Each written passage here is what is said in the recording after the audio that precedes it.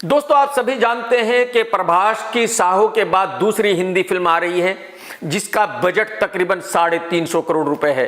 Film का नाम है राधे श्याम और आज इस फिल्म का ट्रेलर रिलीज हुआ है। ट्रेलर चालू होता है और प्रभास की आवाज आती है और प्रभास कहता है कि सुन, अगली बार मां पूछेगी तो कह देना कि मेरी किस्मत में शादी और प्यार दोनों नहीं है। और यही प्रभास का इंट्रोडक्शन किया जाता है और प्रभास चलना शुरू करता है और जब चलता है तो दिखता है कि भाई रावण चल रहा है। यहीं पर फिल्म की हीरोइन पूजा हेगड़े का भी इंट्रोडक्शन है जो सीटी मारती है और समंदर में एक बड़ा सा जहाज चला आ रहा है।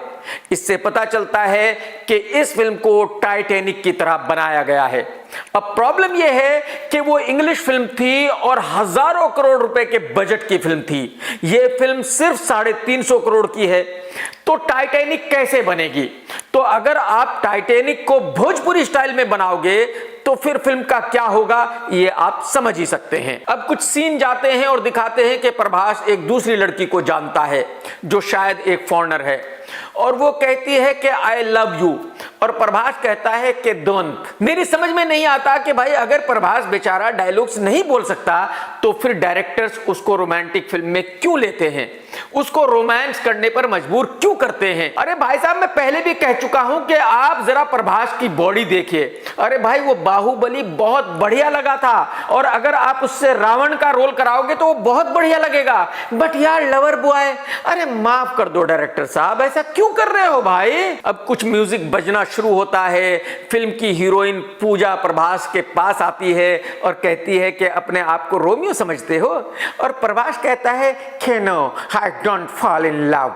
अरे प्रभास भाई, जब आपसे डायलॉग्स नहीं बोले जाते तो डायरेक्टर से कह देते कि भाई साहब ऐसी फिल्म बनाओ जिसमें मुझे बोलना ना पड़े, सिर्फ एक्शन करना पड़े। एक्शन में आप बढ़िया लगते हो। और पूजा कहती है कि तुम अगर मुझसे प्यार करोगे तो जरूर मरोगे। और यही ये पता चल जाता है कि क्लाइमैक्स में 100% या तो दोनों मरेंगे और या तो दोनों में से कोई एक मरेगा। प्रभास पूजा को किस करता है और पूछता है कि कितने किस हुए अब तक। पूजा रोजाना काउंट करती है तो बताती है कि 97 हो गए हैं। और दूसरी तरफ किसी की आवाज आती है कि ये गुड लुकिंग बेड फेलो कौन है। इसका मतलब यहां यह भी साफ हो गया कि फिल्म में प्रभास एक निगेटिव कैरेक्टर प्ले कर रहे हैं। अब पता चलता है कि प्रभास हाथों की लकीरें पढ़ता है, उसको जो आने वाले वक्त में होने वाला है वो पता चल जाता है। आपको याद ही होगा एक ऐसी ही फिल्म आई थी कैटरीना कैफ और सिद्धार्थ मल्होत्रा की और फिल्म बहुत बड़ी डिसास्टर हुई थी। खैर, अब प्रभास पूजा को बताता है कि भाई आने वाले वक्त में क्या क्या होने वाला है मैंने सब पढ़ लिया है, मुझे सब पता है। और पूजा कहती है कि भाई मेरे हाथों की लकीरें भी पढ़ लो।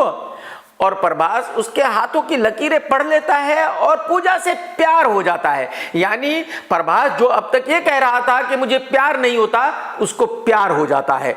नोट कीजिए, अब प्रभास का डायलॉग है कि प्यार तुम्हें ढूंढ लेगा, तुम कहीं भी हो, लेकिन उस प्यार को पाने के लिए तुम्हें उसी प्यार से लड़ना होगा।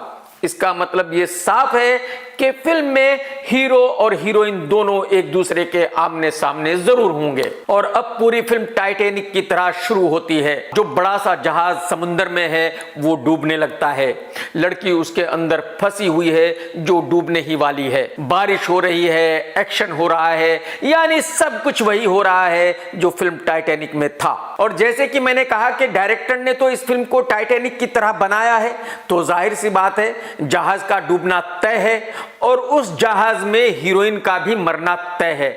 लेकिन आखिर में प्रभास के हाथों के निशान रह जाते हैं और खून बह रहा है। इसका मतलब यह पता नहीं कि प्रभास मरेगा या जिंदा रह जाएगा। लेकिन इस पूरे ट्रेलर को देखकर मेरी समझ में यह बात बिल्कुल डेफिनेटली पक्के से आ गई है कि इस फिल्म के न सर होंगे न पैर होंगे। इस फिल्म में कहीं भी कुछ भी होगा।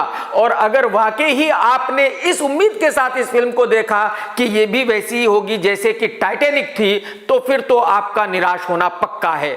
लेकिन मैं ये भी यहां गारंटी से कह सकता हूं, जैसे प्रभास भाई हाथों की लकीरें पढ़ लेते हैं, उनको आगे का सब कुछ पता चल जाता है, ठीक वैसे ही मुझे भी आगे का सब कुछ पता चल जाता है। तो मैं भी यहां ये बात गारंटी के साथ कह सकता हूं प्रभास भाई कि आपकी ये फिल्म सुपर फ्लॉप होगी, डुपर फ्लॉप होगी, बल्कि साल की बहुत बड़ी डिसास्टर होगी।